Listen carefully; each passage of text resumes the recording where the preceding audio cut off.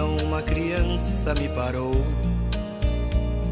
olhou-me nos meus olhos a sorrir, caneta e papel na sua mão, tarefa escolar para cumprir, e perguntou no meio de um sorriso o que é preciso para ser feliz. Amar como Jesus amou, sonhar como Jesus sonhou, pensar como Jesus pensou, viver como Jesus viveu, sentir o que Jesus sentia, sorrir como Jesus sorria. E ao chegar ao fim do dia, eu sei que eu dormiria muito mais feliz. Sentir o que Jesus sentia, sorrir como Jesus sorria. E ao chegar ao fim do dia, eu sei que eu dormiria muito mais feliz. Ouvindo o que eu falei, ela me olhou e disse que era lindo o que eu falei. Pediu que eu repetisse, por favor, mas não dissesse tudo de uma vez. Perguntou de novo num sorriso o que é preciso para ser feliz. Amar como Jesus amou, sonhar como Jesus sonhou.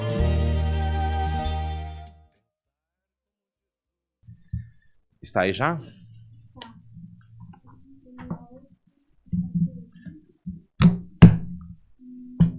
Boa noite, bem-vindo, amado, amada, à nossa Escola da Fé São Pedro Apóstolo, Vila Galvão. Bem-vindos também os paroquianos aí da nossa diocese de Guarulhos, de outras paróquias, que nos acompanham nesse estudo, né, no módulo Igreja. Para nós darmos aí início, né, à nossa aula de hoje, a nossa quarta aula, então, já mostrando... Esse aqui já é a quantidade de material que nós providenciamos, né? Então você já está no grupo, né? Quem está no grupo já pode baixar lá a quarta aula de hoje, tá certo? Que vai falar sobre a igreja una, santa, católica e apostólica. Então você já pode baixar lá para poder acompanhar, né? E temos aqui os outros documentos, né? Que nós vamos falar daqui a pouquinho. Enquanto você possa imprimir seu material, baixar, vamos fazer aqui alguns sorteios, né? Você que está chegando agora, também pode se inscrever na nossa escola de fé, né? Aqui na descrição, abaixo do vídeo, perto aqui, descrição, né? Tem lá o link onde você pode se inscrever na nossa escola e também baixar o material, que eu também já coloquei no grupo do WhatsApp. E falando no grupo do WhatsApp, deixa eu liberar ele. Vou liberar ele só até amanhã, tá? Depois eu volto tudo de novo travado, hein? Vou colocar aqui mensagem do grupo. Então, participantes podem... Pronto, o grupo do WhatsApp está liberado para quem quiser falar alguma coisinha. Mas amanhã eu fecho de novo, tá? E abro quinta-feira que vem para os comentários. Tá certo? Voltando aqui. Então vamos sortear coisas bonitas hoje. Hoje nós temos bastante coisa para sortear, bastante presentes. E como é bom estudar e é bom ganhar presente, não é verdade? Você quer ganhar presente hoje, não? Então hoje nós vamos dar no último prêmio o Catecismo da Igreja Católica. Aqui está uma mensagem que eu escrevi com muito carinho, né? Citando 1 João 5,4. Esta é a vitória que vence o mundo, a nossa fé. Deus abençoe você, coragem. Está marcado aqui para Marcelo, 15/5/2020. Está aqui o presente, hein? Maravilhoso.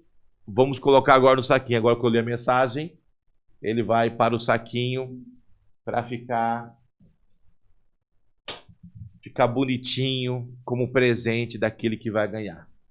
Então vamos sortear, antes de mais nada, o documento da CNBB 100, comunidade, uma nova paróquia.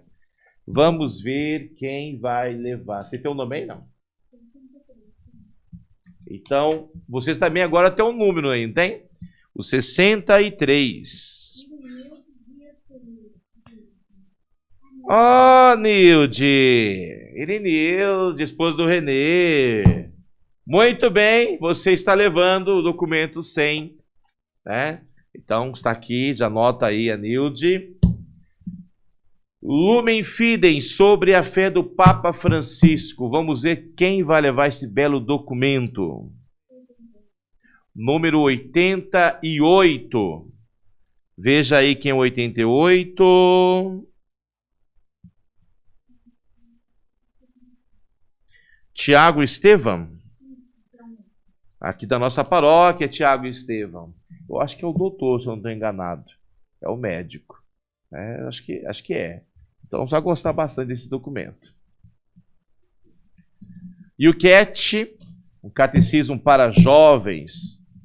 Padre, jovem de idade? Não, jovem de todas as idades. Calma, jovem. Quem vai levar? Número 71. Ou, perdão, 51. Tatiane Barbosa, da Catedral. Muito bem, você vai levar o Ilquete. Olha aqui, gente. Uma promoção aqui, em liturgia diária, junho e julho. É claro que é o seguinte. Esse aqui é bom vir buscar logo, né? Se a pessoa que for sorteada não for buscar logo, a gente dá para outra pessoa, tá certo? Para poder aproveitar junho e julho, né? Vamos ver quem vai levar. 152, quem é?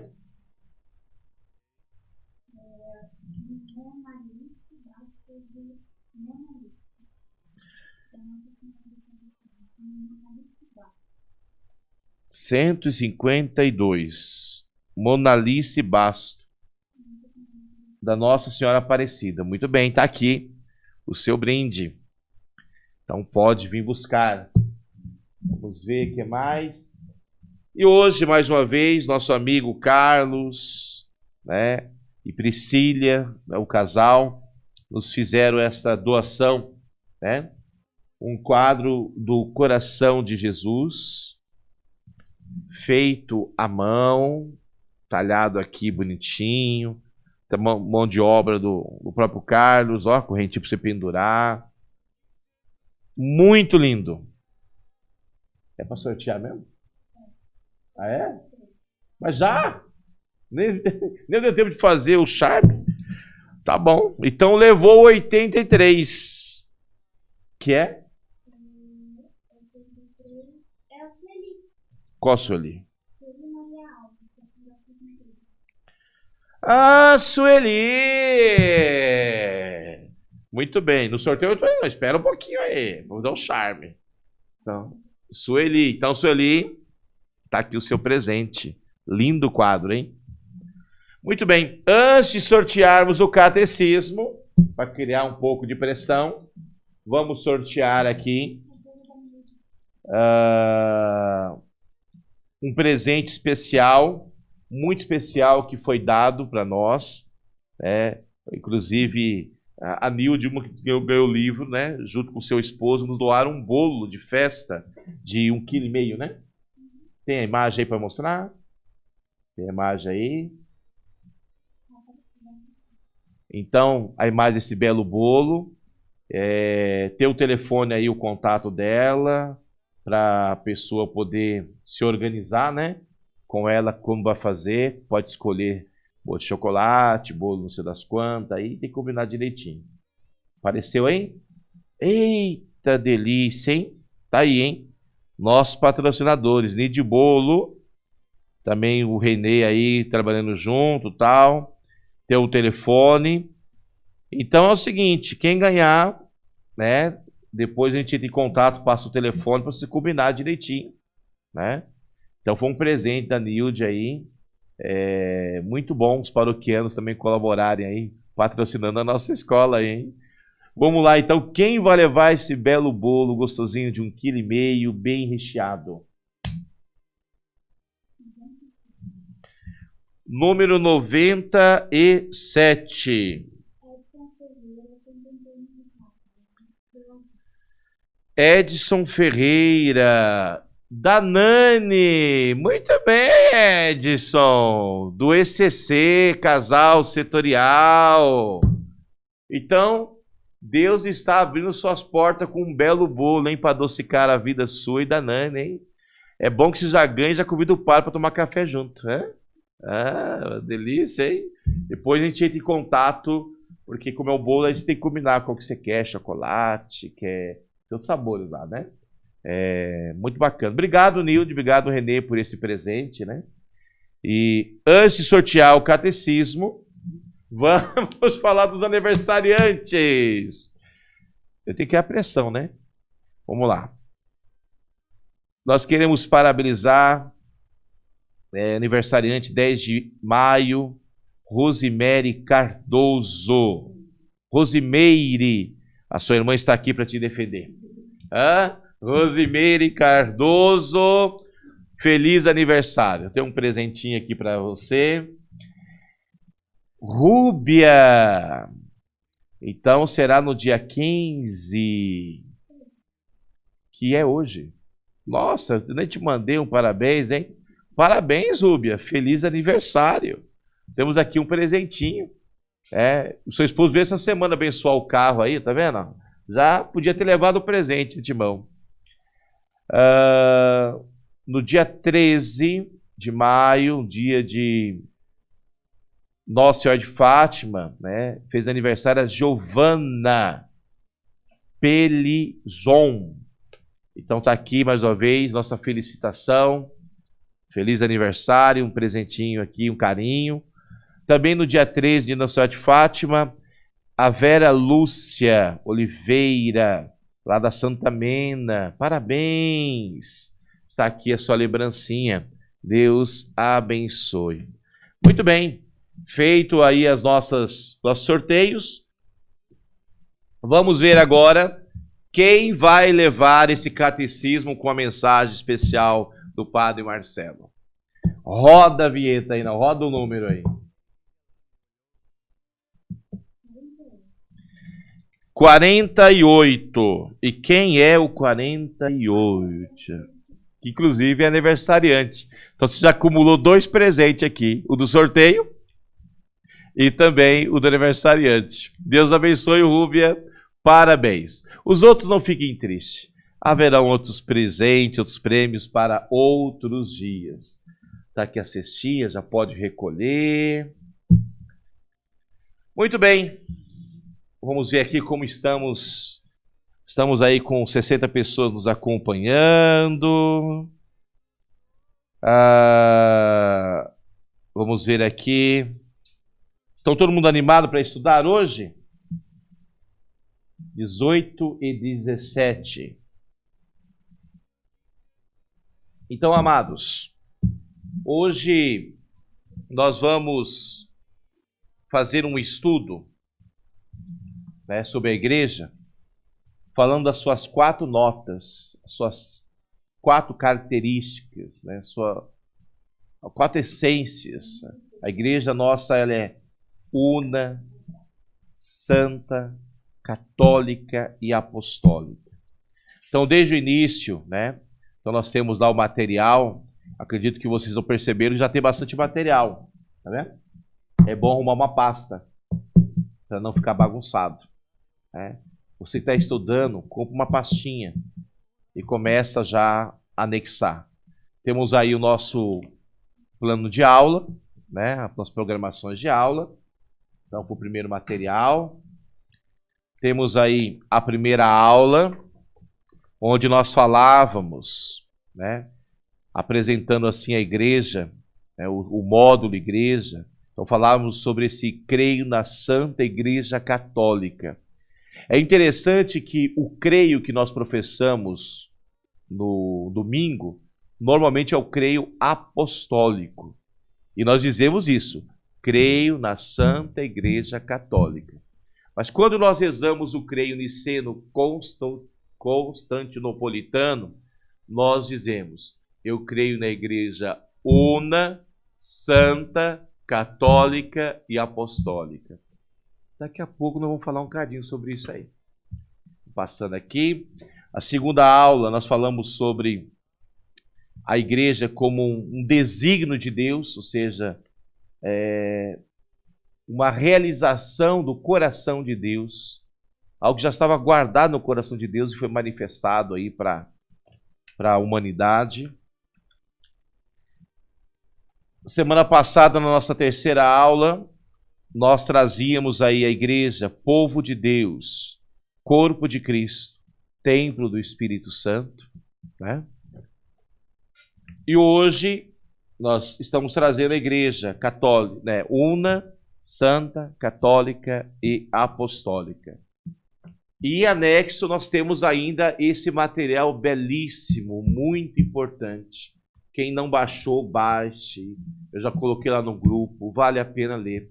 Que são as cartas de Santo Inácio de Antioquia, né, lá do século 100, né, do ano 100.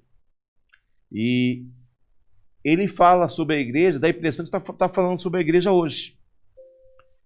Nos trazendo assim clareza que a nossa igreja, a qual participamos, ela não é uma fundação de Constantino. Toda a sua estrutura, que nós vamos falar nas próximas aulas, não hoje, ela já remonta desde o início da igreja. Prova disso é a primeira leitura de hoje. Vocês leram a primeira leitura de hoje? Então você tem lá uma decisão do concílio, né, em Jerusalém, onde os apóstolos falam, nós e o Espírito Santo decidimos. Então desde o início ali, a igreja reunida, a igreja apostólica reunida, enviando os seus apóstolos para conduzir a igreja. A hierarquia da igreja sempre foi um sinal de serviço. Muito bem, amados. Dito isso na introdução, pegue a sua apostila do dia de hoje e vamos rezar, pedindo assim a iluminação de Deus, a inspiração do Espírito Santo. Em nome do Pai, do Filho e do Espírito Santo. Amém. A graça e a paz de Deus, nosso Pai, e de nosso Senhor Jesus Cristo, na comunhão do Espírito Santo, esteja sempre convosco. Bendito seja Deus, que nos reuniu no amor de Cristo. Juntos, Senhor, que este estudo forge em mim ideias grandes. Aceita, Senhor, a minha liberdade, a minha memória, a minha inteligência e a minha vontade. De ti, Senhor, recebi estas capacidades para estudar. Ilumina meu discernimento com teu Santo Espírito, para que eu acolha em minha alma teus ensinamentos. Amém. Muito bem, amados. Vamos falar então da nossa igreja. Una, santa, católica e apostólica. Vai nos dizer o parágrafo 811. Vocês vão perceber que hoje o padre está sem aqui o catecismo. Esqueci em casa, peguei a bolsa errada e correndo, né? Não, mas está aqui, então vou. Ainda bem que eu estou colocando na íntegra alguns textos, porque é mais fácil de ler. Então, esta é a única igreja de Cristo.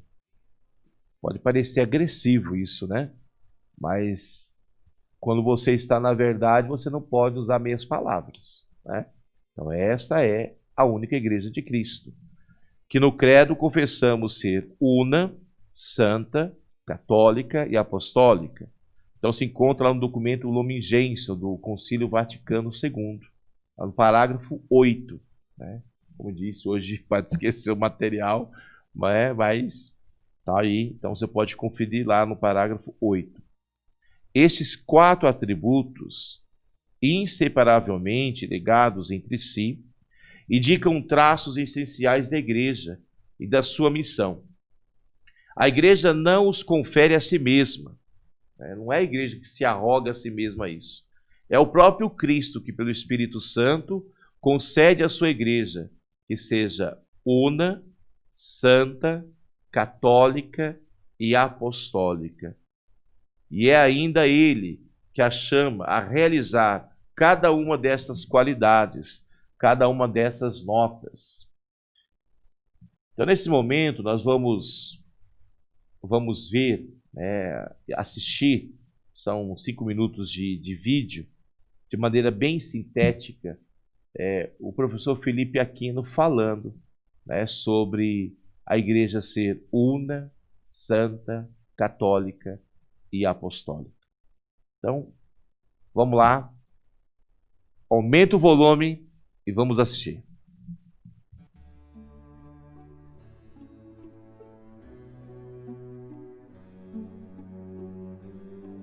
Meus amigos e amigas, a Igreja Católica, ela tem uma identidade. Assim como você tem a sua carteirinha de identidade, para que você seja identificado, ou seja, você não seja confundido com outra pessoa, na carteira de identidade, o que tem? Tem 4 marcas que são suas. O seu nome, né? O seu número de RG, a sua fotografia e a sua assinatura, não é isso? Então, essas 4 marcas que tem na sua carteirinha de identidade identificam você. Pronto, ninguém passa por você. Você apresenta a carteira e prova que você, né, é esta pessoa. A igreja também tem uma identidade. Cristo deixou na igreja uma identidade. 4 marcas: una, santa, católica e apostólica. Nós rezamos no credo: creio na igreja una, santa, católica e apostólica. O que quer dizer isso? Eu vou explicar para você.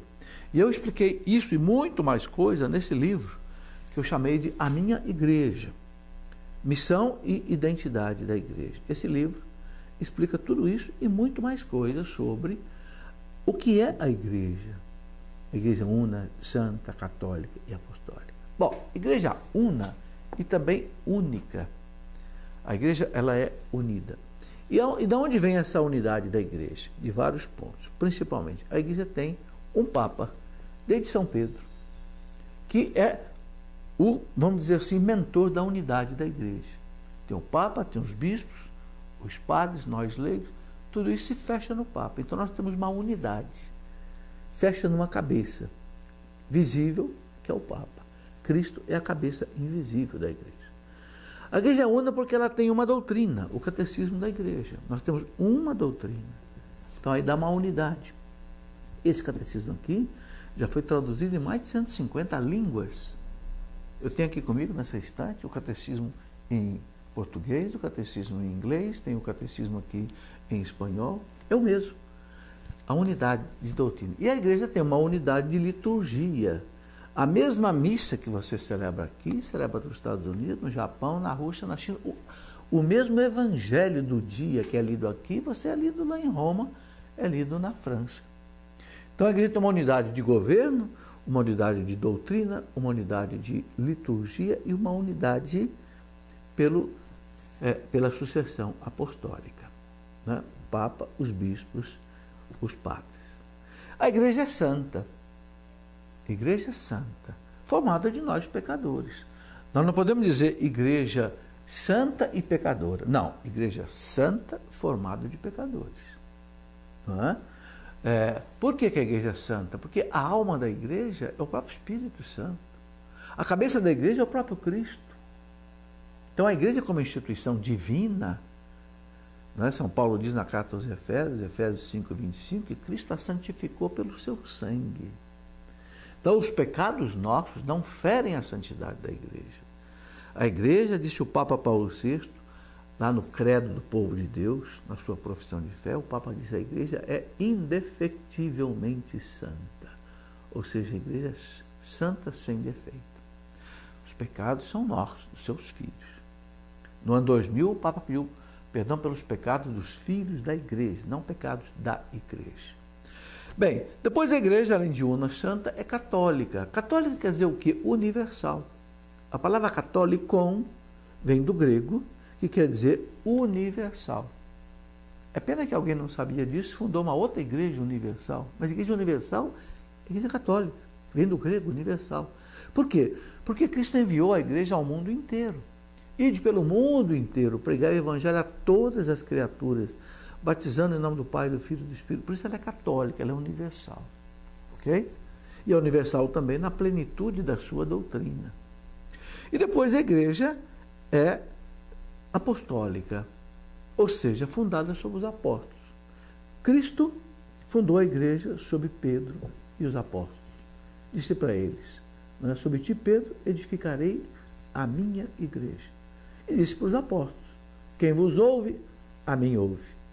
E Jesus disse para eles, pequeno rebanho, foi do agrado do Pai dar-vos o reino. O que quer dizer isso? Pequeno rebanho é o grupo de apóstolos. Foi do agrado do Pai dar-vos, confiar-vos o reino. Qual é o reino de Deus? É o reino que a igreja estabelece no mundo. Então a igreja é una, santa, católica, apostólica por causa disso. Os apóstolos, hoje os nossos bispos, são os fundamentos da igreja, a base da igreja. Ok? Neste livro, A Minha Igreja, eu explico tudo isso e muito mais coisas, né, com bastante detalhe, para que você conheça a igreja, ame a igreja e sirva a igreja assim com bastante autenticidade.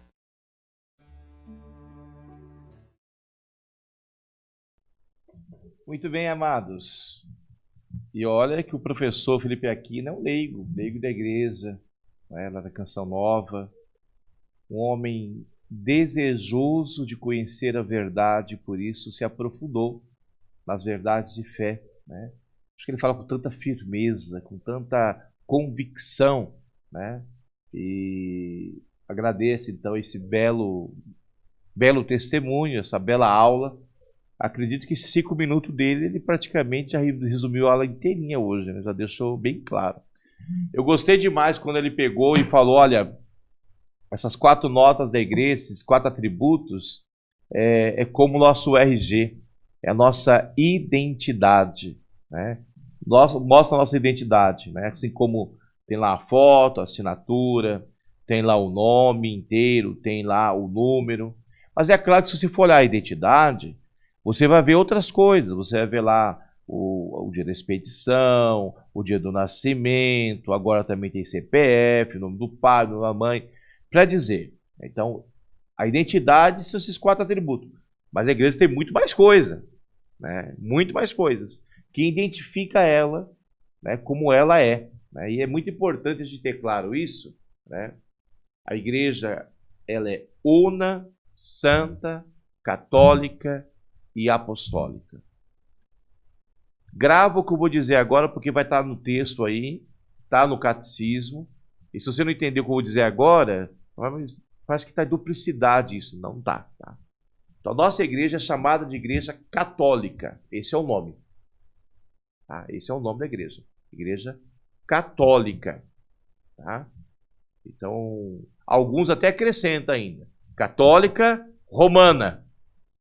Até para deixar claro. Estamos em unidade com Roma. Né? Mas o nome da igreja é Igreja Católica. Tá? E esse é o nome que a igreja vai ser identificada no catecismo, em vários lugares, né? A identidade dela, a essência dela é ser una, santa, católica e apostólica. Por isso, quando nós rezamos o creio apostólico, aquele creio mais curto, que é vindo dos apóstolos, que é o creio mais antigo, inclusive mais antigo, então ele é mais valoroso, né? Nós dizemos, cremos na Igreja Católica. E, claro, depois do concílio de Nicéia, de Constantinopla, né, você houve aí um aperfeiçoamento, né, da nossa fé em alguns quesitos. Então, para espremir a verdade de fé, aí você tem esse creio niceno constantinopolitano, né, onde você reza um pouquinho mais longo e fala: creio na igreja una, santa, católica e apostólica. O padre vai repetir muitas vezes isso para você nunca mais esquecer, tá? Então a nossa identidade, ela está marcada nesses 4 pontos, né? E aquilo já vimos dito nessa, como o professor Felipe Aquino disse, essa unidade, ela se dá de maneira física, visível, na pessoa do Papa. Ou seja, do patriarca lá de Roma, né? Nós não vamos entrar nesse assunto hoje, porque esse é assunto para outro dia, para dizer, nós temos outros patriarcados, outras igrejas católicas, né? Fazem parte da igreja. São outros patriarcados. Esses patriarcas, por exemplo, eles têm assim a mesma dignidade do Papa Francisco, né? Só que esses patriarcados veem no patriarca de Roma, veja lá, a unidade da Igreja Católica. Então, mesmo lá as igrejas católicas, né, orientais, os seus patriarcados, elas têm uma unidade com o bispo de Roma, que é o Papa, que é a pessoa de Pedro, né? Mas isso nós não vamos falar hoje para não adiantar assunto, tá bom? É só para vocês saberem que Roma, o Oriente, é um patriarcado. Aliás, é o maior, né? E nele está o Papa Francisco. Ela é santa, porque a alma da igreja é o Espírito Santo, né? Essa igreja foi gerada no sangue preciosíssimo de Cristo. Nasceu do seu lado aberto pela lança, sangue e água, né? Ela é católica, ou seja, ela é universal. Ela não é apenas para os judeus.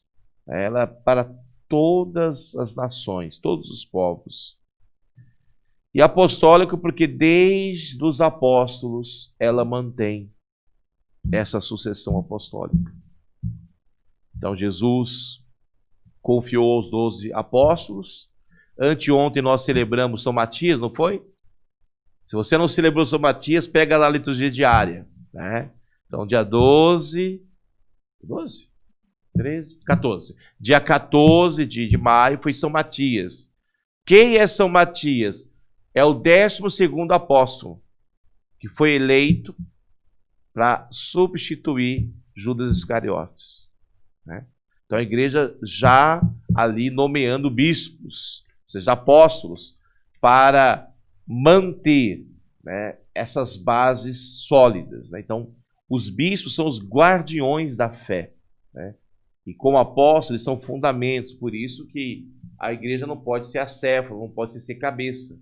Então cada igreja particular, vocês vão ouvir muitas vezes esse nome igreja particular, não é que é a igreja do bispo, não, é particular porque é uma diocese, né? Então tudo que há na diocese, tudo, né, na pequena parte dessa igreja, há no todo. A pequena parte contém o todo que é igreja. E é na unidade dos apóstolos, né, entre os bispos, que é gerada essa unidade da igreja, né? Por isso que não dá para separar as 4 notas, né? Então a igreja é una, santa, católica e apostólica. Amém? Coragem. Vamos lá. Então vejam, a igreja é una, graças à sua fonte, né? Então qual é a fonte da igreja? É a Trindade. Lembra como o padre falava? Que a igreja já estava no coração de Deus todo sempre. Então, a igreja ela é gerada nessa unidade. Deus que é Pai, Filho e Espírito Santo gera uma igreja una, né? Ser una não significa ser igual em todos os aspectos. Há unidade, mas há diversidade, né? Há algo, assim, há características próprias de cada igreja. E é mesmo assim una. E é graças a Jesus, né, o grande fundador da igreja, né, que derrama o seu sangue na cruz, que estabelece essa unidade. Ele mesmo reza pedindo ao Pai essa unidade. E nós, como igreja, temos uma alma. Então essa alma da igreja é o próprio Espírito Santo. Eu gosto muito desse texto aqui de São Clemente de Alexandria. Vamos ler. Que admirável mistério. Há um só Pai do universo, um só Logos do universo, ou seja, uma só palavra. Também há um só Espírito, idêntico em toda parte. Há também uma só Mãe Virgem, a qual me apraz chamar Igreja. Por isso que muitas vezes vamos confundir a Igreja com Maria. Porque na imagem de Maria, você tem a imagem da própria Igreja Virgem Imaculada, a esposa perfeita para Deus. Então, desde a origem, no entanto, essa nossa igreja, ela apresentou diversidades culturais, sociais, e isso próprio de cada povo. Quem já foi viajar, por exemplo, para o exterior, em qualquer país, teve a oportunidade, vê que o modo de comer não é igual, o tipo de comida não é igual, o jeito de se cumprimentar, de se vestir, de se relacionar não é igual. Há uma diversidade cultural e social, mas mesmo assim a igreja mantém a sua unidade na sua essência. Ela está em todos os cantos do mundo. E ao mesmo tempo, eu lembro quando eu fui nos Estados Unidos, lá em Nova York, quando fui na missa, foi muito interessante. Eu participei da missa inteiramente. Eu estava lá com a minha liturgia diária, acompanhando, era a mesma leitura, o rito era o mesmo, e assim, mesmo em inglês, que eu não entendo nada de inglês, eu consegui entender porque o rito é o mesmo. Então há uma unidade de rito, há uma comunhão profunda no rito. E também na doutrina, a nossa doutrina é o catecismo. Então é para todo mundo. O professor Felipe Aquino falou, mais de 150 traduções aí, o mundo inteiro. Então, é o nosso livro de cabeceira. Mas não só, nós também temos uma única Constituição, que é o Código de Direito Canônico, que muda conforme o patriarcado, mas todos eles estão em unidade com o Papa, patriarca de Roma. Mas isso, como eu disse, vou deixar vocês curiosos, vamos falar em outro momento, Só para vocês terem ideia, aqui em Guarulhos nós não temos a igreja maronita, Então, o patriarca da igreja maronita não é o Papa Francisco, entende? Mas o patriarca da igreja maronita tem comunhão com o Papa Francisco, Então, uma igreja oriental, mas é católica. Tem um jeito totalmente diferente de celebrar. Quem já teve oportunidade viu que é bem diferente, mas é a igreja católica, No seio da comunhão da igreja existe legitimamente igrejas particulares que gozam das suas tradições próprias, ou seja, dioceses. Então, cada diocese é uma igreja particular.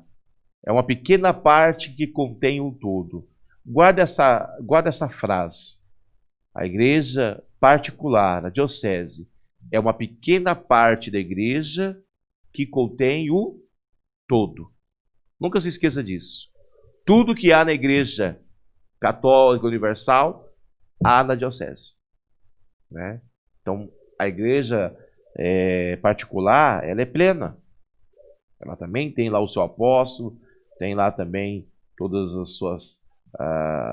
o exercício ali dos ministérios, dos sacramentos. Vejam, há uma riqueza dessa diversidade. E essa diversidade na igreja, ela não se opõe à unidade. Ao contrário, ela compõe com a comunhão. Mas, no entanto, o pecado e o peso das consequências podem ameaçar o dom da unidade. Então, vejam. A unidade do Espírito pelo vínculo da paz. Efésios 4, versículo 3. Às vezes faltou, por parte de alguns membros da igreja. Eu falo algumas coisas, o pessoal fica tudo assim escandalizado, principalmente pessoas que não são católicas, são protestantes. Eles falam, eu não acredito nisso. Ninguém me falou, nunca me falou. Aí eu falo, nossa, você é tão estudado e não sabia disso, Esses dias eu falei para um padre, o padre ficou escandalizado. Pois é, você não sabia disso, mas é uma novidade. Por exemplo, o Lutero era padre, né? Ele fez a tradução lá da Sagrada Escritura, lá para o alemão, né? E você sabe por que a Igreja Protestante tem 7 livros a menos? A gente costuma ouvir que a Igreja Católica tem 7 livros a mais, né? É o contrário, é 7 livros a menos? Porque o Lutero traduziu do original, tanto do hebraico como do grego. São as duas línguas da qual a Sagrada Escritura é escrita. Só que no Antigo Testamento, a maior parte foi escrito no hebraico. Certo? É errado. As 7 livros foram escritos de maneira originária no grego. E foram esses 7 livros que ficaram de fora. Foi o único motivo por que eles ficaram de fora. Né? O Novo Testamento todo em grego, ele traduziu direitinho. E é igualzinho o nosso. Né? Quem fez a canonicidade da Bíblia, da Sagrada Escritura, foi a Igreja Católica. Né? Então, a Bíblia que os nossos irmãos protestantes se arrogam a ter, e que não sei o que é o fundamento, quem fez fomos nós que selecionamos os livros. Tá? Inclusive, a tradução que se usa aqui no Brasil mais usada, mais querida, é a tradução Almeida. Vocês sabem quem era o Almeida? O padre católico, né? Que demandou também, mas era um padre católico, né? Mas tudo bem, quando eu falo isso para um padre, ficou escandalizado. Falo, nossa, mas é. Então, de certa forma, mesmo as outras religiões bebem, né, da igreja, né? E é claro, como padre, quando ele fez a tradução, com certeza ele foi influenciado pela doutrina, né? Mas vamos lá. Acima de tudo, a caridade, que é o vínculo da perfeição, Colossenses 13, 14, né? Ou seja, o amor. Nós já falávamos sobre a questão do amor como a base, o sustento, né? 1 Coríntios, capítulo 3, versículo 1 ao 3, né? Então, se falasse a língua dos anjos, no final só fica o amor, somente a caridade, né? E como diz João, primeira carta de São João, capítulo 4, versículo 7, Deus é amor, quem ama está em Deus e Deus permanece nele, né? O amor é a base, o amor é a base dessa unidade da igreja. Vejam,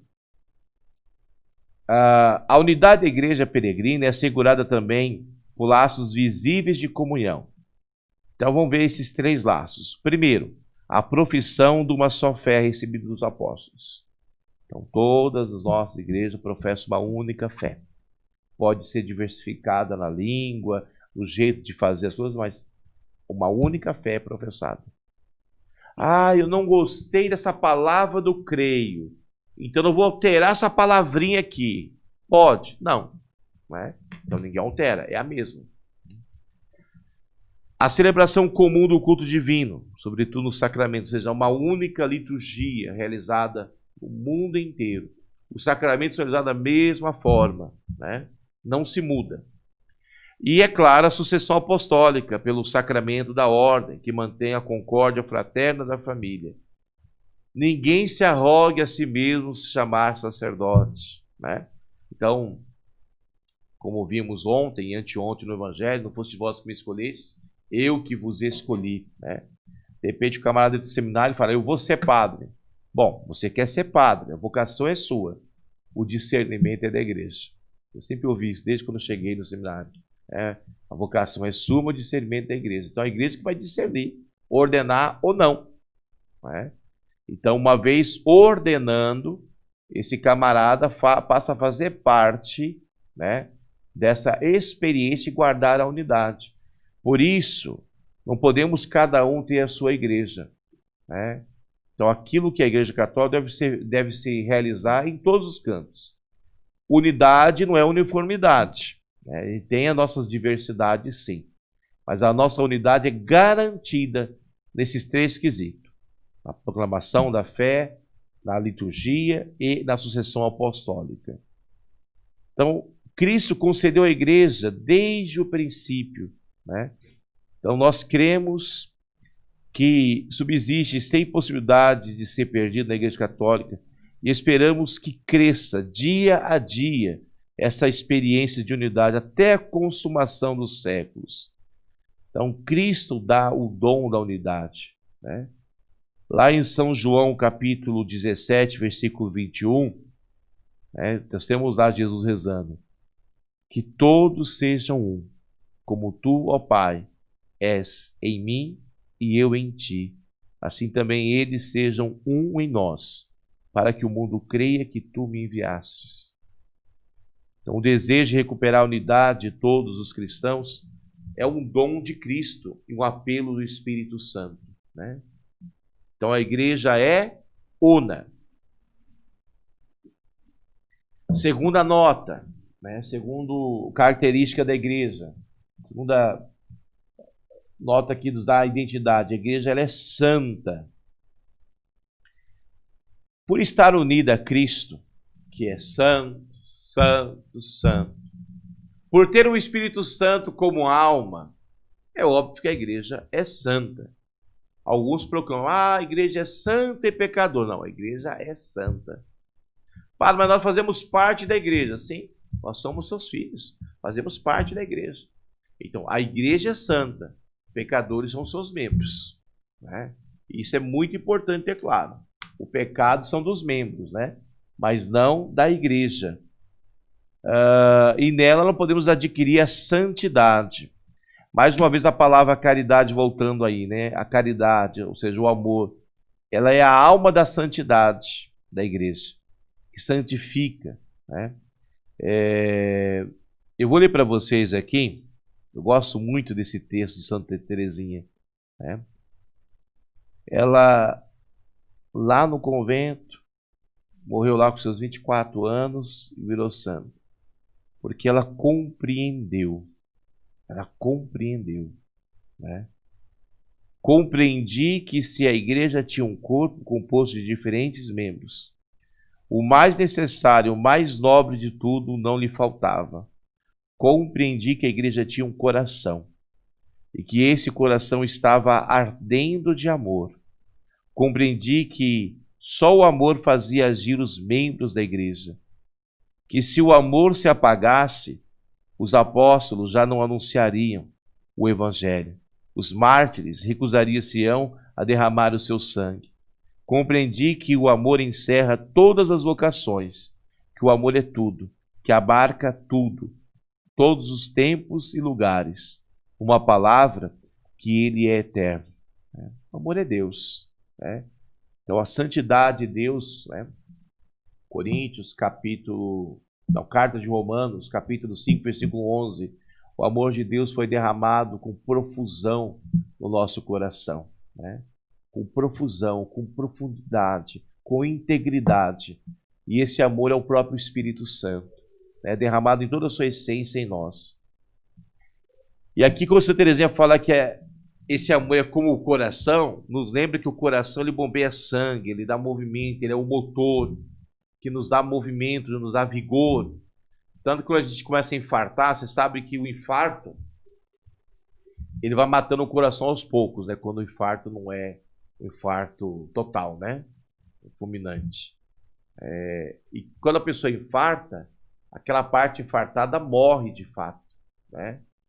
E à medida que vai morrendo parte do coração, a pessoa vai perdendo o quê? Vigor, vontade.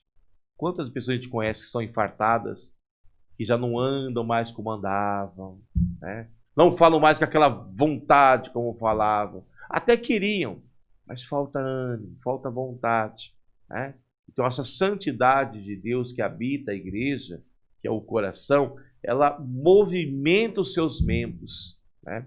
E uma vez que falta santidade, que falta amor, aí, amados, ferrou, hein?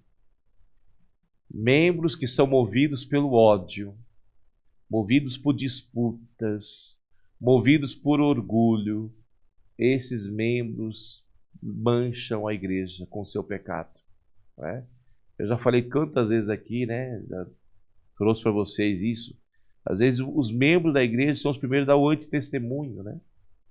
Dentro da pastoral brigando para ver quem manda mais, para ver quem é mais próximo do padre, para ver quem sabe mais do que o outro, né? Então não é o amor que move a pessoa, mas é o orgulho, a vaidade, é a inveja. Aí não vai ser santo nunca, né?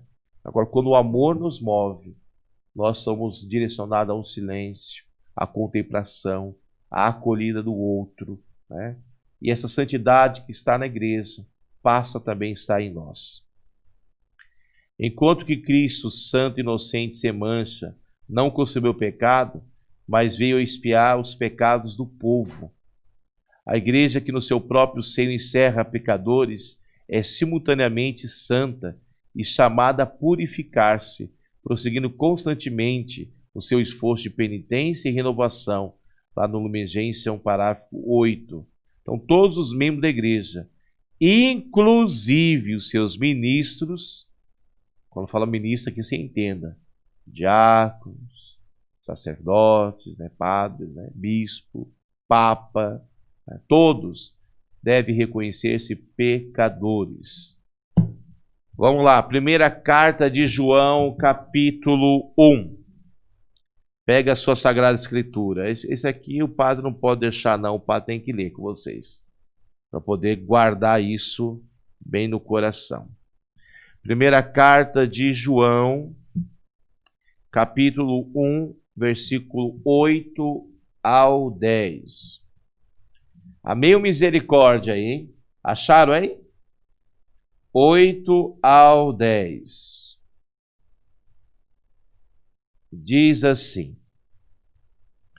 se dissermos que não temos pecado, estamos enganando a nós mesmos, e a verdade não está em nós. Se reconhecemos nossos pecados, então Deus se mostra fiel e justo para nos perdoar os pecados e nos purificar de toda injustiça. Se dissermos que nunca pecamos, fazemos dele um mentiroso e sua palavra não está em nós. Palavra do Senhor. Graças a Deus. Cuidado você, irmão e irmã, que já achou que já está salvo, hein? Ah, eu sou membro da igreja, estou salvo. O pastor prometeu, o padre prometeu, eu dei o dízimo, eu dei o carnê. Toma cuidado, né? Tem que arrepender do pecado, né? Não dá para comprar a graça, não. Então é preciso sempre se purificar, né? Como é bonito e ao mesmo tempo estranho, assim, estranho a ponto de nos deixar constrangido, quando, por exemplo, um papa pede perdão. Nós vimos isso, né? João Paulo II, a igreja ficou toda assim assustada, né? Ele pedindo perdão. Como que pode? Ele é o Papa, né? Bento XVI, agora o Papa Francisco. É porque o amor nos constrange, né? O amor nos constrange, né? E só verdadeiramente quem ama é capaz de reconhecer o pecado, reconhecer aquilo que o mancha, né? Esse último parágrafo, gente, nós vamos falar um pouquinho mais sobre isso lá na frente, mas eu quero, então, como o Catecismo traz no parágrafo 828, então a igreja ela tem costume de canonizar santos, né? Santos e santas. Por quê? Para que eles sejam, para toda a igreja, para todos os seus membros, um modelo de fé, um modelo de entrega, um modelo de confiança na providência de Deus, um modelo a ser seguido, né? O santo não é só fazedor de milagre. O pessoal, o santo tal fez tal milagre. Então, quem faz milagre é Deus, né? Então, pela intercessão dos santos, podemos alcançar as graças de Deus. E é justamente na sua virtude de santidade, ou seja, de resplandecer a santidade de Deus, que nós todos somos chamados a nos agruparmos ali em torno dos seus exemplos, do seu testemunho. A santidade é a fonte secreta e o padrão infalível de sua atividade apostólica e do seu dinamismo missionário. Então é a própria santidade que move a igreja, que move todos os santos e santas. É o santo, gente, guarda isso aí, é o coração da igreja, né? É como se o Espírito Santo é a alma, os santos é o coração da igreja. Né? E como coração eles pulsam. Né? Você já viu o santo que não é apaixonado? Todos os santos são apaixonados. Eles vivem com firmeza, com vontade à doutrina. Eles são fiéis ao Papa. Você não vê um santo falar mal do seu Papa. Né? Em nenhum tempo do santo tem. Os santos, eles são fiéis. E mesmo quando são errados com ele, como Santa Joana d'Arc, por exemplo, não proferiu nenhuma palavra contrária à igreja. Né? Foi queimada na fogueira, sim, nós sabemos disso. Mas permaneceu fiel. Né? Eu sei que parece cruel, mas é interessante se ter aqui Santa Joana d'Arc, mas tem outros santos também, que foram injustiçados ao longo da história, mas depois a verdade veio à tona. Né? Então, como é importante ver nos santos essa vontade, essa firmeza de fé. Né? Citava aqui Santa Dulce dos Pobres, né? Recentemente citava para vocês. Eu só achava que ela era louca. Essa mulher é louca. Né? Mas existe uma diferença entre loucura e santidade. É muito parecido, viu, gente? Só que loucura não dá em nada, não dá fruto. Santidade gera fruto, gera 100 por 1. Não é? Então, o santo gera fruto. Né? Então, o louco passa, mas o santo não passa, o santo permanece. Porque o santo está em Deus e Deus é eterno, Deus não passa. A igreja, ela é católica. Deixa eu ver aqui para não passar do tempo. Já estou quase terminando meu tempo aqui, hein? Desculpa, gente. Acabo, às vezes, passando aqui do tempo. Então, a igreja ela é católica, nós já dissemos isso, né? Então, ela é universal. Ela deve alcançar o mundo inteiro, todas as nações. E isso nós dizemos num duplo sentido. Vamos pegar aqui comigo esse duplo sentido. Ela é católica porque Cristo está presente nela. Né? A presença do Cristo. Onde está Jesus Cristo, aí está a igreja católica, vai dizer Santo Inácio, lá numa das suas cartas. Então, a igreja tem em Cristo a cabeça. Né? Então, o Cristo permanece na igreja. Então, nós queremos, nós desejamos, ansiamos, né, que a igreja possa, na parousia, ou seja, no final dos tempos, da consumação dos séculos, ela possa, de maneira plena, se realizar, né, na santidade de Cristo. A igreja é católica porque Cristo a enviou em uma missão universal, né, para todo o gênero humano. Então, não foi para poder ficar lá na Judéia, ficar em Jerusalém. Né? Mesmo quando Jesus ressuscitado e vê as mulheres, fala, olha, me encontra lá na Galileia, me encontra lá não sei aonde. Ou seja, igreja é movimento.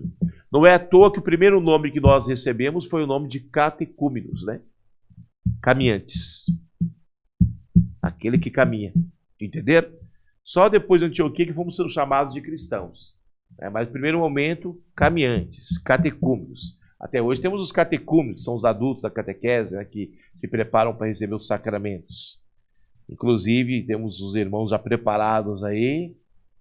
Logo mais, quando acabar toda essa pandemia, vamos estar, então, entregando essa grande graça a esses irmãos, esses caminhantes, esses catecúmenos que estão caminhando. Então, há um sentido todo universal da igreja, onde Cristo é a cabeça e o seu próprio Espírito mantém a unidade. Né?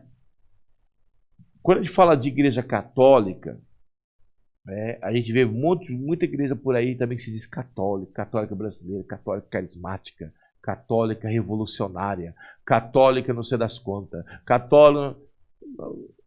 A igreja católica, né, ela está em comunhão com Roma. Entendeu? Ela é universal, mas ela mantém a sua unidade à medida que ela está em comunhão com Roma, com o bispo de Roma. Né? Por isso que em muitos lugares se coloca, além da palavra católica, a palavra romana. É muito comum você ver por aí, igreja católica, apostólica, romana, né? Para poder frisar, porque está tendo muita confusão, né? Tem gente que às vezes não deu muito certo no seminário, aí não deu muito certo no sacerdócio, vai lá e funda a sua igreja. Só como não tem criatividade, faz uma igreja bem parecida com a igreja católica. Aí tem missa, tem os outros sacramentos, mas do jeito deles, né? Eu acho engraçado que assim, eu conheci um padre católico da igreja brasileira, né? Católico, e ele era padre mesmo, né? Só que ele saiu da comunhão e ele fez a igreja dele lá. Fez a igreja dele e estava ganhando muito dinheiro, estava tudo assim, estava tudo indo muito bem para ele. Estava tudo muito bem. Só que o tempo foi passando, ele foi percebendo que tudo aquilo que ele estava fazendo, né, não tinha sentido. Ele era infeliz, né? A alegria dele voltou o dia que ele voltou à comunhão com a igreja, né? É muito interessante isso, né? Lembrar que essa unidade da igreja não se perde na pessoa que tem claro isso, né? Então a igreja não pode ser um modismo. Ela é universal, sim, ela tem a sua diversidade, ela tem a cultura de vários povos, mas não pode ser do meu jeito, né? A igreja é aquilo que ela é. A gente tem que saber disso, né? Eu acho engraçado algumas pessoas, não tem nada a ver com o assunto aqui, né? Mas eu vou falar, né? Mas padre, por que o padre não pode casar? Ah, não dá pra entender, né? Pô, vai cuidar da sua vida, né? O camarada do seminário, ele já sabe que ele tem que renunciar ali, né, ao casamento para se entregar a um casamento com a igreja inteiramente. Aí tem falou que mas tem que casar. Então, eu não entendo. Às vezes a pessoa quer uma igreja católica na cabeça dela. Ah, porque eu acho isso. Ah, eu acho aquilo. Eu também acho um monte de coisa e não vale nada o que eu acho, né? Então, assim, a igreja tem mais de 2000 anos de tradição. É importante ter essa comunhão. Então, esse ser universal da igreja, em nada quebra a sua unidade. Em nada. Ela alcança todos os povos e todos os povos, dependendo da sua cultura, ela é católica. Do seu jeitinho. E às vezes quando escapa, né, um ou outro que quer fazer do seu jeito. Aí vira bagunça, né? Então nós não temos uma igreja particular no sentido, essa aqui é a minha igreja. É a igreja, minha imagem e semelhança. Não. A igreja foi fundada por Cristo. Respeite o fundador. Aqui eu falei aqui no segundo parágrafo, né? Entende-se igreja particular, em primeiro lugar diocese ou eparquia, né? Vamos falar um pouquinho depois sobre essas estruturas de dioceses, eparquias lá para frente. Para dizer, porque eparquia é mais o termo usado no Oriente, né? E aqui no Ocidente se usa o termo dioceses. É só essa diferença. Mas eparquia e diocese são como sinônimo, tá bom? Então, uma comunidade de fiéis cristãos em comunhão de fé e de sacramento com seu bispo ordenado na sucessão apostólica. Eu fico pensando, o nosso bispo, Dom Edmilson, ele faz parte da sucessão apostólica. Ele foi ordenado por 3 bispos. Esses 3 bispos, cada um foi ordenado por 3 bispos. Esses outros, mais 3 bispos. Se você for puxar a raiz, nós vamos chegar até os 12 apóstolos. De maneira ininterrupta. Né? Então ninguém se arrogou a si, né, ser apóstolo, ser bispo, né, ser padre. Não, há uma sucessão. E o padre, né, ele está em comunhão com o bispo, ele exerce o ministério em nome do bispo na paróquia. Né? Por isso que a Eucaristia do padre é a Eucaristia do próprio bispo. Né? É muito interessante quando o Santo Inácio fala isso lá nas suas cartas. Né? A Eucaristia do padre é a Eucaristia do bispo. Né? Então, o pároco, ele exerce o seu munus, né, o seu ministério, né, em nome do bispo. Né? Então, vejam, gente. Essas igrejas particulares, ou seja, as várias dioceses, elas são formadas à imagem da igreja universal. É nelas e a partir delas que existe a Igreja Católica única, né? Então a igreja ela participa plenamente do ser católico através da comunhão, né? E aí a própria Igreja Romana, como vai dizer Santo Inácio de Antioquia, que vai presidir essa catolicidade, ou seja, essa universalidade da igreja. Vai presidir, não vai impor, né? Aqui embaixo, né? A igreja é rica nas suas disciplinas, os seus ritos litúrgicos, patrimônios teológicos, espirituais, né? Então, muitas diversidades, mas a mesma unidade, a mesma santidade, a mesma catolicidade. A Igreja Católica ela até que reconhece as outras religiões. A busca, né, de Deus, a busca ali, mesmo que às vezes de maneira confusa, você vê boas intenções de muitos irmãos aí, né? Há muitos irmãos que buscam de fato a Deus, né? E o Espírito Santo ninguém manda dele, né? E ele age, né? Então a Igreja Católica considera, respeita, acolhe, né? Mas o desejo é que todos sejam um, né? Que possam um dia todos se encontrarem, né, nessa verdade da igreja. Eu contei a história para vocês do pastor lá norte-americano, né? Eu vou imprimir o artigo, vou baixar o artigo e vou colocar no anexo lá no Google Drive, tá bom? Para que você possa baixar e ler o artigo. Então, um pastor numa igreja protestante lá nos Estados Unidos, ele quis fazer um estudo com os seus membros, né? Vamos estudar aqui a origem da igreja. Aí ele começou a estudar a origem da igreja, e aí, pouco a pouco, ele foi enxergando a verdade. E o pastor falou: olha, gente, eu tenho que renunciar aqui. Eu não posso mais ser o pastor de vocês, né? Porque eu sempre vivi na mentira.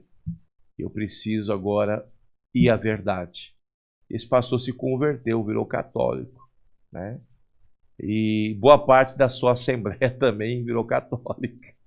Foi um escândalo lá para aquela cidade. Vou baixar o artigo para vocês depois lerem. Mas é muito interessante, né? Quando você vai buscar conhecer melhor, entender melhor a igreja, a sua essência, não tem como você não ser católico. Entende?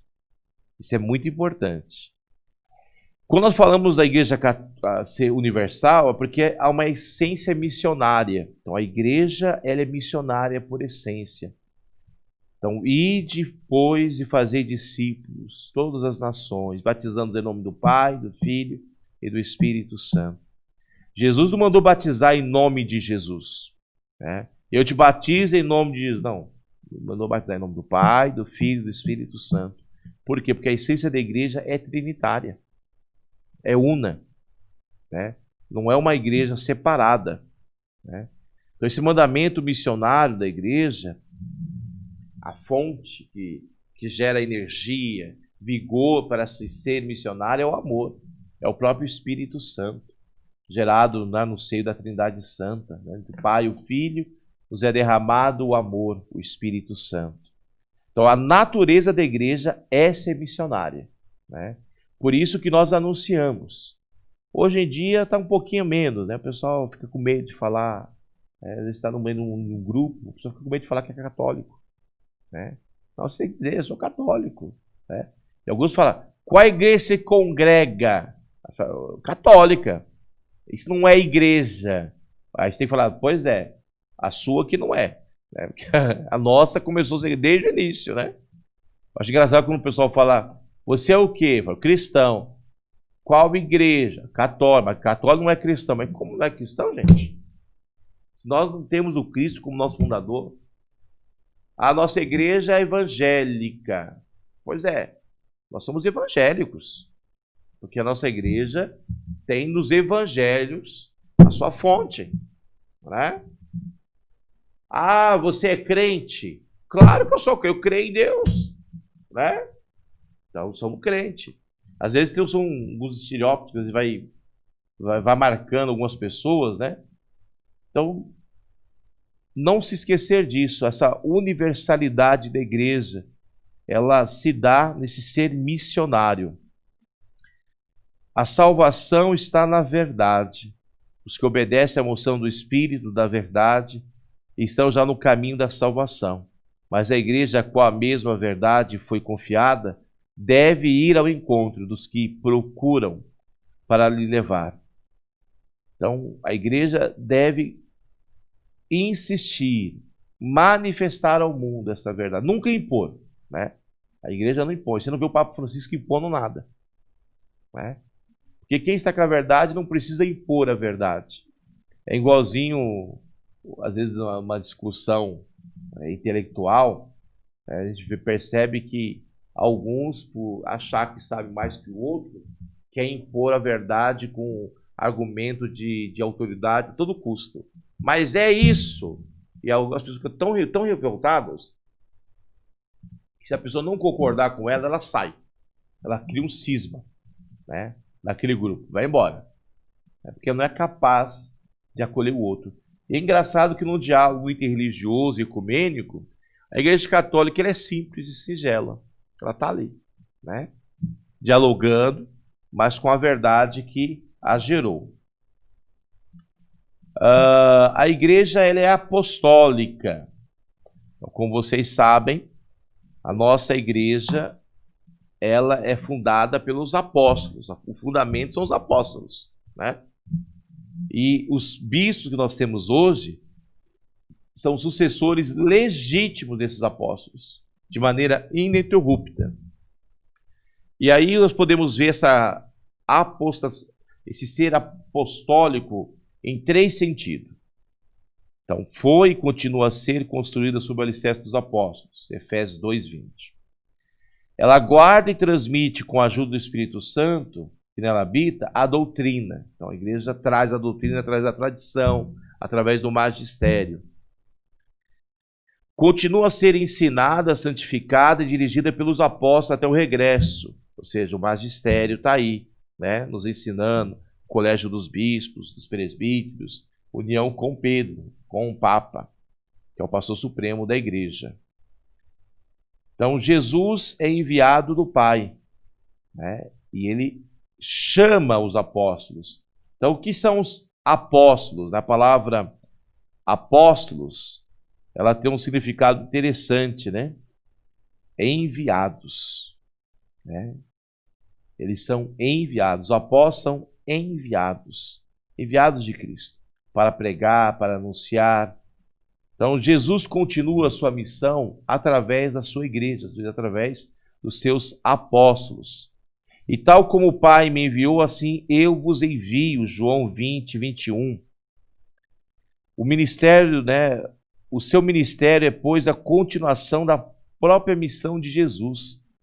Quem vos acolhe, acolhe-me a mim, disse ele aos 12, Mateus 10:40.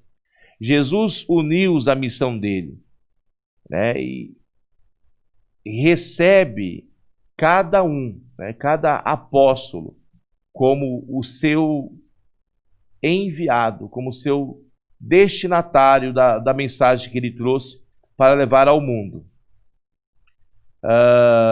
Os apóstolos de Cristo sabem, portanto, que estão qualificados por Deus como ministros de uma aliança nova, segundo Coríntios 3:6. São ministros de Deus, segundo Coríntios 6:4.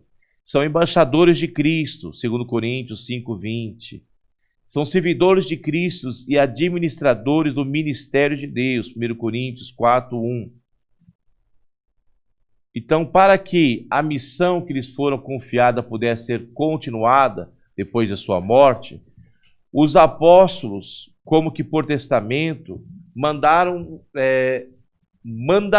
ou seja, confiaram, revestiram os seus cooperadores de maneira imediata também desse ser apostólico, né?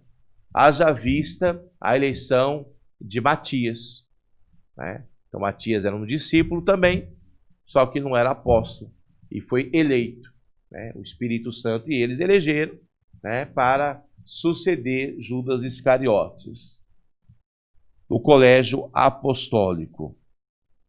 Vejam, amados, a igreja é una, santa, católica, apostólica.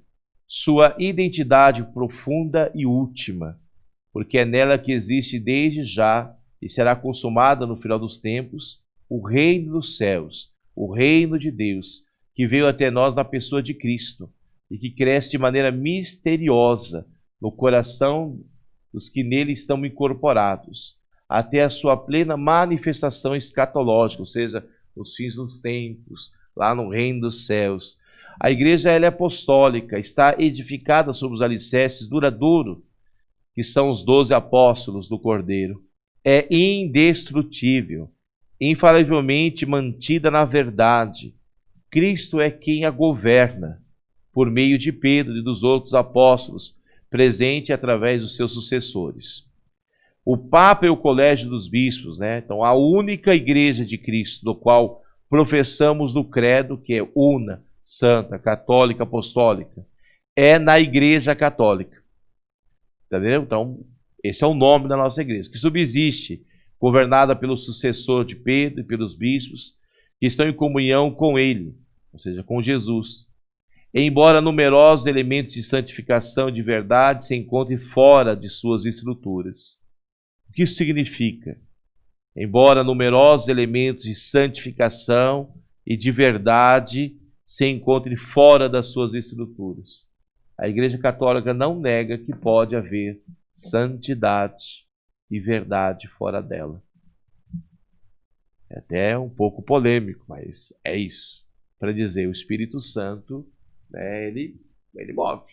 Né? Então, a igreja até que reconhece nas igrejas, nas todas as religiões, um desejo verdadeiro de busca de Deus. Né? Eu já falei aqui para vocês, né, as 3 religiões do livro, né? Os muçulmanos, os judeus, os cristãos, eles adoram o mesmo Deus, né? Embora chamem às vezes de maneira diferente, né? Os muçulmanos chamam de Alá, mas Alá é Deus de Ismael, que é o Deus de Abraão. Então, os judeus é Javé, né? Embora não é um termo muito correto chamar de Javé ou de Jeová, embora alguns testemunhos de Jeová falem que é o nome de Deus. Eu vou dar uma de Quevedo agora, tá? É mentira! Ouviu? É mentira. Porque o nome Jeová é uma composição do nome de Deus com algumas vogais da palavra Adonai. Então, é uma mistura de palavras. O nome de Deus é impronunciável, tá? Então, Jeová, então toma cuidado. Depois, os próprios cristãos, né? Bebe da cultura judaica, da tradição judaica, tudo mais. Por que existe 2 creio? Na verdade, é um único creio, viu, Sônia? Se eu não me expressei bem, eu quero me retratar aqui, tá bom? Existe um único creio, tá? O creio apostólico que nós rezamos na missa, que é menor, ele remonta ao período apostólico, desde os apóstolos. O creio niceno-constantinopolitano é um exprimir as verdades do creio apostólico com palavras mais claras, mas é o mesmo creio. Se colocar um no lado do outro e começar a rezar, você vai perceber que o creio niceno-constantinopolitano ele só exprime as verdades com mais clareza, né? Mas a base desse creio é o creio apostólico. Então nós não estamos falando de 2 creio, é um único creio, tá? Então, por exemplo, vou usar aqui só o exemplo da igreja, tá? Eu creio na igreja católica, certo? Esse é o nome da igreja, ou seja, a igreja que é universal. Eu sei que a igreja católica ela é una, santa, apostólica, né? E por isso que lá no creio niceno-constantinopolitano se exprimiu essa verdade do ser católico da igreja. A igreja que é una, santa, católica, apostólica, né? Mas se você colocar lá, creio na igreja católica, é a mesma coisa, né? Então é o único creio. A diferença é a maneira como que vai se exprimir as verdades, né? Então você tem o creio apostólico, é o creio que a gente usa no domingo normalmente. Muitos padres gostam de usar muito o creio niceno-constantinopolitano por um motivo muito simples. Exprime a verdade de fé de maneira mais clara. Tá? Então não é tão conciso, ele é bem claro. Ele é maior, então ele pode ter uma clareza maior. Disseram que foi a igreja que condenou Joana d'Arc. Isso é verdade? A mesma Sônia perguntou aqui. Pois é. Induzida pelo poder terreno, ou seja, pelos reinos, né, pelo governo ali, né, da França, né, pelo rei da França, ela foi acusada falsamente de heresia. Quem matou a Joana d'Arc foi o Estado, né? Houve a condenação, né? Houve a condenação. Mas o interessante é que ela permaneceu fiel à igreja, né? Ela em nenhum momento blasfemou contra a igreja, e nem contra o Santo Padre, o Papa, né? Permaneceu firme. E por isso que ela é santa, né?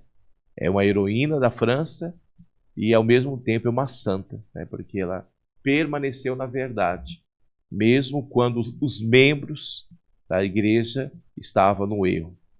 A gente fala da questão da Inquisição, né, talvez a gente fale um pouquinho mais sobre isso lá na frente, né? Como se fosse uma marca dolorosa que manchou a igreja, e é verdade, né?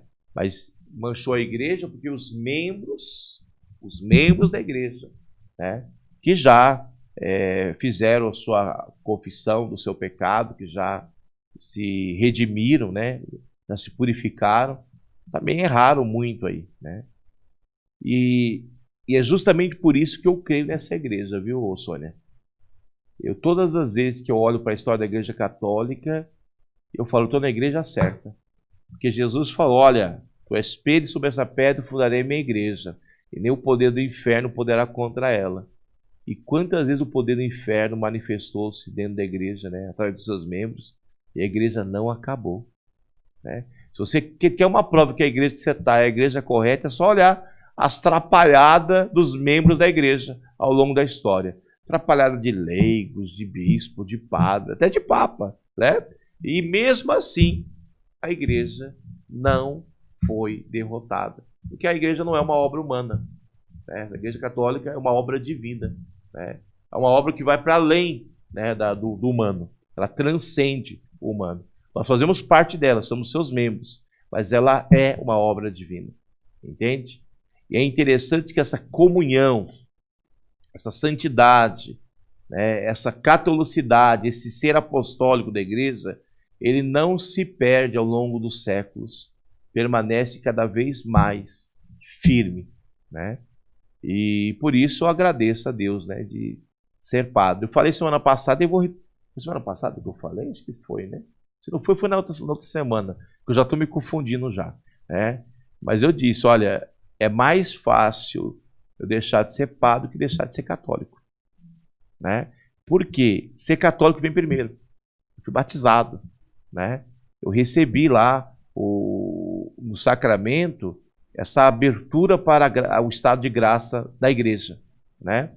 Então, ser padre é ter o sacerdócio ministerial, o sacerdócio de serviço. Agora, ser batizado, não, me fez filho de Deus.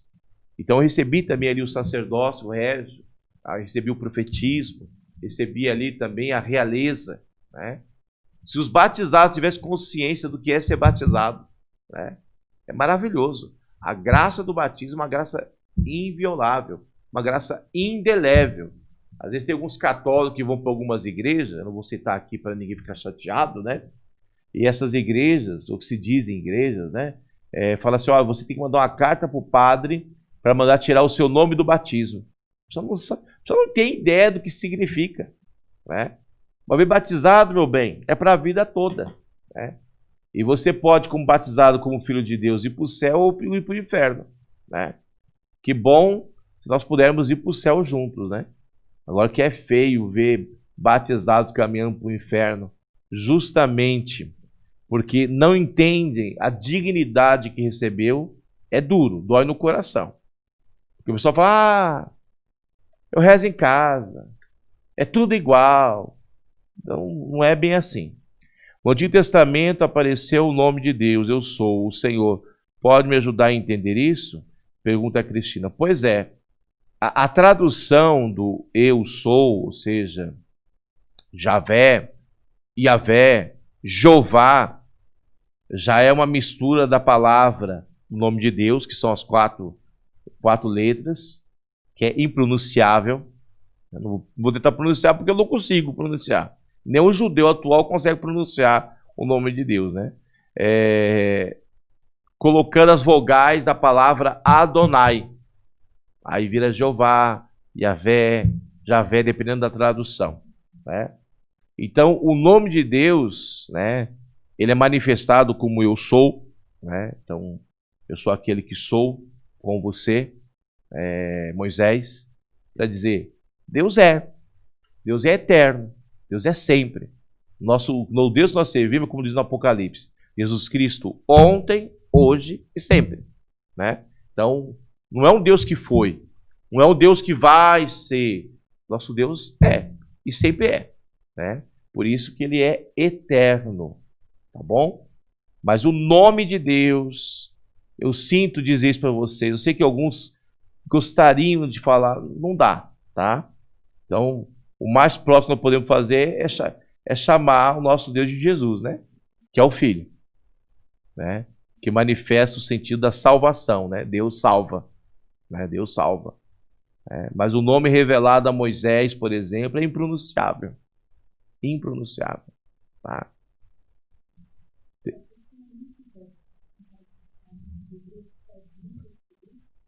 Pode. A senhora está animada aqui hoje, hein?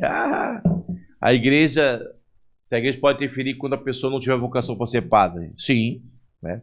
A vocação é do candidato, o discernimento é da igreja, ou seja, né, do reitor, do bispo, do colégio de formadores, do conselho de presbítero. Então, o discernimento sempre é da igreja. A igreja que vai discernir se ordena ou não, né? É claro que se o candidato já chega a essa consciência, né, antes, é melhor ainda, né? Mas às vezes tem que dar um empurrinho, um pequeno empurrão para a pessoa entender que não é a dela ali, que o ideal seria lá, né, buscar uma outra vocação, né? Acabou? Tem mais alguma pergunta aí? Gente, então tá bom.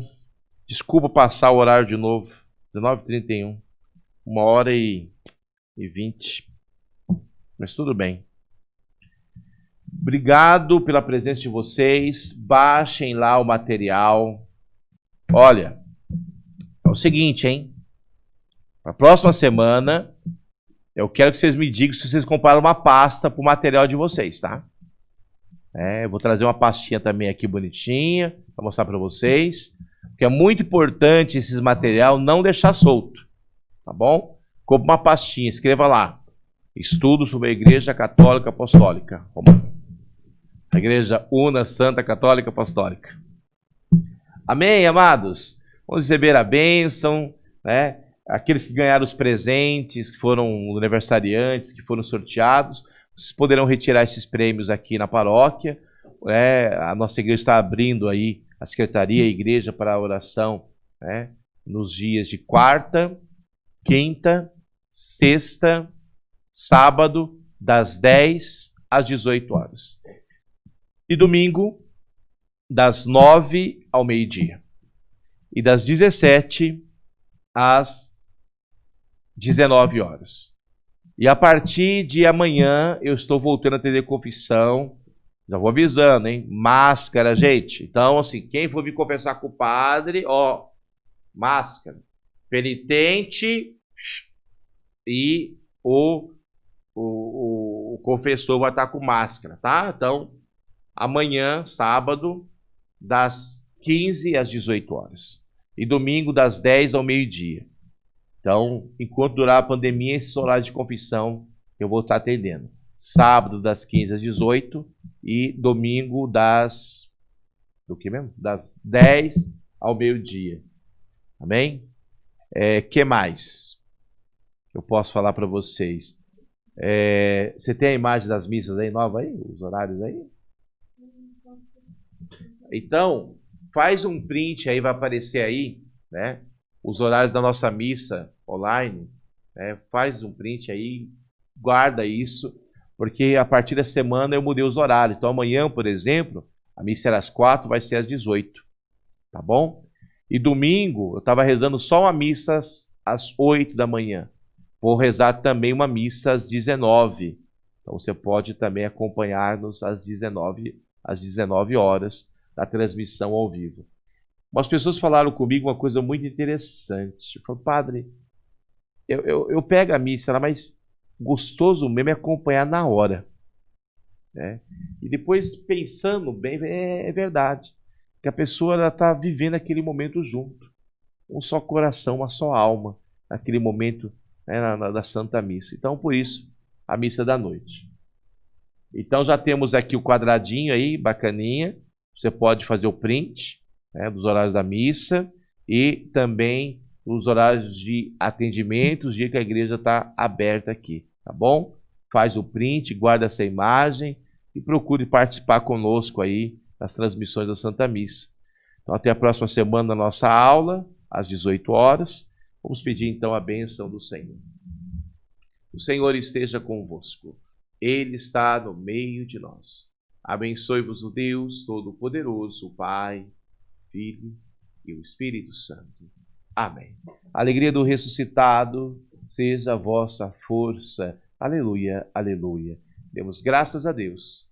Aleluia, aleluia. Agora sim, a canção do Padre Zezinho de novo.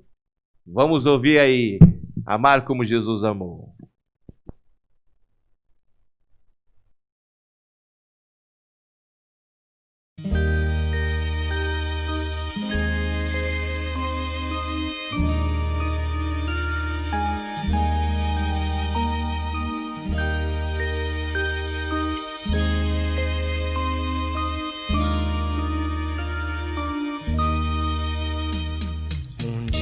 Uma criança me parou, olhou-me nos meus olhos a sorrir, caneta e papel na sua mão, tarefa escolar para cumprir, e perguntou no meio de um sorriso o que é preciso para ser feliz. Amar como Jesus amou,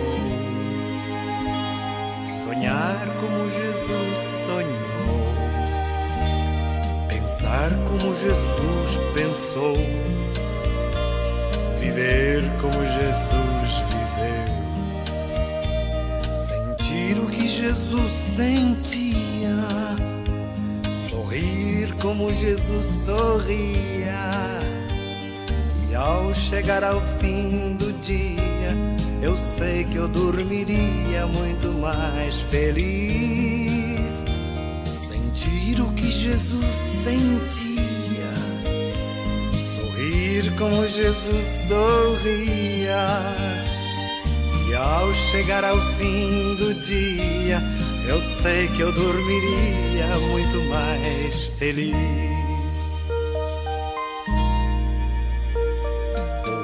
Que eu falei, ela me olhou e disse que era lindo o que eu falei.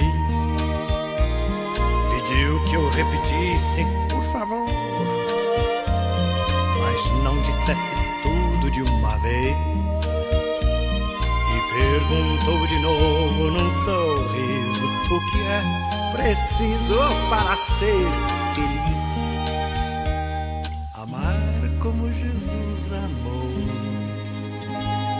sonhar como Jesus sonhou, pensar como Jesus pensou, viver como Jesus viveu, sentir o que Jesus sentia, sorrir como Jesus sorria. E ao chegar ao fim do dia, eu sei que eu dormiria muito mais feliz. Sentir o que Jesus sentia, sorrir como Jesus sorria. E ao chegar ao fim do dia, eu sei que eu dormiria muito mais feliz. Depois que eu terminei de repetir, seus olhos não saíam do papel. Toquei no seu rostinho e a sorrir, pedi que ao transmitir fosse fiel. E ela deu-me um beijo demorado e ao meu lado foi dizendo assim: amar como Jesus amou, sonhar como Jesus sonhou, pensar como Jesus pensou, viver como Jesus viveu, sentir o que Jesus sentia, sorrir como Jesus sorria. E ao chegar ao fim do dia, eu sei que eu dormiria muito mais feliz. Sentir o que Jesus sentia, sorrir como Jesus sorria. E ao chegar ao fim do dia, eu sei que eu dormiria muito mais feliz. E ao chegar ao fim do dia,